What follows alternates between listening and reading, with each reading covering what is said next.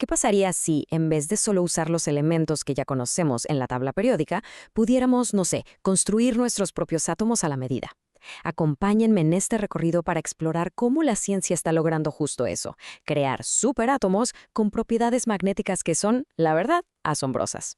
A ver, imaginen que podemos diseñar y construir átomos como si fueran piezas de Lego, eligiendo sus propiedades como se nos antoje. Esto, créanme, no es ciencia ficción, es la mera frontera de la nanotecnología. Y la pregunta que está guiando a los investigadores es justo esa. ¿De verdad es posible fabricar átomos artificiales que tengan su propio magnetismo? Muy bien. Vamos a meternos de lleno al concepto clave para entender cómo es que se logra todo esto. Aquí está nuestro protagonista, el superátomo. Y ojo, no es nada más una bola de átomos pegados y ya. Es más bien como un equipo que está perfectamente coordinado. Es un grupito de átomos, lo que llamamos un clúster, que actúa como si fuera uno solo, como un átomo gigante, y completamente nuevo. ¿Y cómo funciona esto? Bueno, en un átomo normalito, cada electrón tiene su propia órbita, ¿cierto? Pero en un superátomo pasa algo increíble. Los electrones de valencia como que se liberan y se empiezan a mover en órbitas que son compartidas por todo el clúster. A estas les llamamos superorbitales. Y es justo este comportamiento colectivo lo que les da propiedades únicas, muy diferentes a las de los átomos que los componen. Ok, una vez que podemos construir estos átomos a la medida, pues el siguiente paso es darles una función especial, ¿no? Y aquí es donde la historia se pone magnética. El gran reto científico era este. ¿Podemos hacer que estos superátomos, que están hechos de metales que normalmente no son magnéticos, como el litio o el potasio, se comporten como un imán? O sea, ¿les podemos dar esa chispa magnética? Para entender la respuesta hay que acordarnos rápido de dónde viene el magnetismo. Todo empieza con los electrones desapareados, los que andan solitos. Cada uno de ellos actúa como una brújula microscópica. Si logramos que suficientes de estas brújulas se alineen y apunten en la misma dirección, ¡listo! Tenemos un imán. Así que el reto es crear superátomos con un montón de estos electrones. Y es aquí donde los científicos metieron un ingrediente secreto, una pieza clave que cambió por completo las reglas del juego. Y ese ingrediente es el itrio.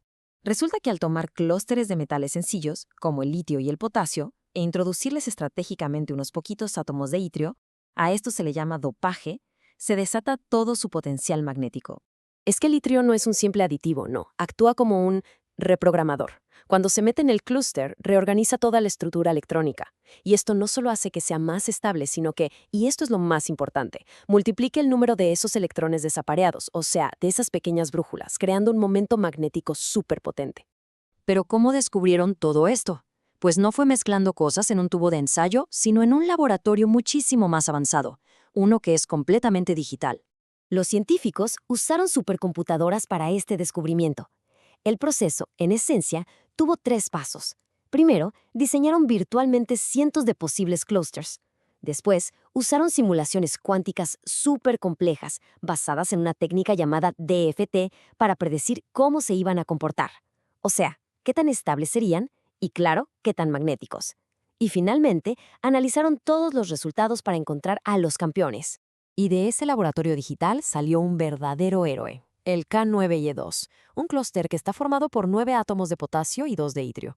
Esta pequeña estructura resultó ser una auténtica estrella del magnetismo. ¿Y qué tan magnético era? Bueno, su momento magnético es de 5 magnetones de Bohr. Para darnos una idea, esa es la unidad con la que se mide la fuerza magnética a nivel atómico. Y créanme, 5 es una cantidad impresionante para un clúster tan chiquito. Esto lo califica sin duda como un superátomo magnético muy, muy potente. Y esta frase ilustra perfecto su importancia. Los mismos investigadores lo describieron como un sistema con una configuración electrónica análoga a la del ion de hierro, o sea que lograron que un puñado de átomos de potasio e itrio imitara a uno de los elementos magnéticos más famosos que existen.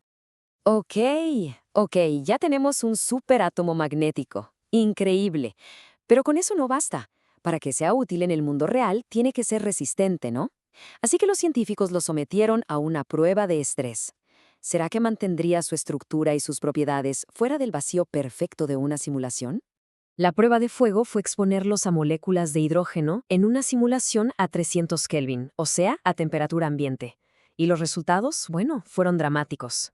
Los clústeres puros, los que no tenían itrio, simplemente se desmoronaron, se deshicieron. Pero los clústeres dopados con itrio demostraron una robustez increíble, manteniendo su forma casi perfecta. Pero la interacción no siempre fue igual, ¿eh? Los científicos vieron dos tipos de comportamiento. En la mayoría de los casos, las moléculas de hidrógeno nomás se posaban suavemente en la superficie del superátomo, un proceso que se llama fisisorción. Sin embargo, hubo una excepción fascinante, el clúster Li-12Y. Ahí, el hidrógeno se enganchó con mucha más fuerza, formando un enlace químico de verdad, un proceso que conocemos como quimisorción. Y claro, todo este conocimiento no es solo una curiosidad de laboratorio. Nos está abriendo la puerta para diseñar la próxima generación de materiales. Entonces, ¿por qué importa todo esto? Pues para empezar, nos abre la puerta a diseñar desde cero nanomateriales magnéticos, quizá para discos duros con una densidad de datos que ni imaginamos. Su resistencia frente al hidrógeno también sugiere posibles usos en tecnologías de almacenamiento de energía limpia. Y por supuesto, nos ayuda a entender las reglas fundamentales del magnetismo en la escala más pequeña posible. Estamos empujando los límites de la ciencia. Y creo que este es el gran mensaje final. La química computacional nos permite no solo descubrir, sino diseñar los materiales del mañana. Podemos probar sus propiedades, entender cómo se comportan y perfeccionarlos en una computadora, átomo por átomo, mucho antes de tener que crearlos físicamente.